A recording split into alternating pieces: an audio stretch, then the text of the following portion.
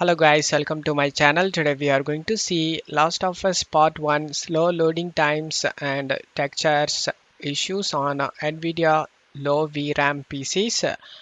Let's fix it guys. You just need to check my video description for this video link. You just need to update your graphics driver so that this method will work. After updating by following these video steps, you just need to copy this text used in my video and paste the text and press enter. Select the first site, Nexus modes, and as you can see, select the download option next to manual. Select the slow download option. If you are new to this site, then you will be redirected to the login page. You just need to log into your account. If you doesn't have an account, then select the register option and create a new account. After that, select the slow download option and it will be downloaded. After getting download done, I look on the downloaded file and select WinRAR and select extract to. After getting extract done, double click on the extracted folder, double click on this application, select yes, select download it now.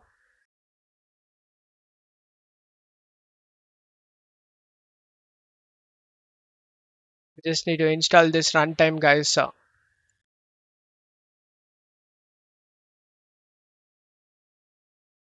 the installation done, try opening the application and in this profiles you just need to search the Last of Us Part 1 and select it. And after selecting it, in filter search, you just need to search for Memory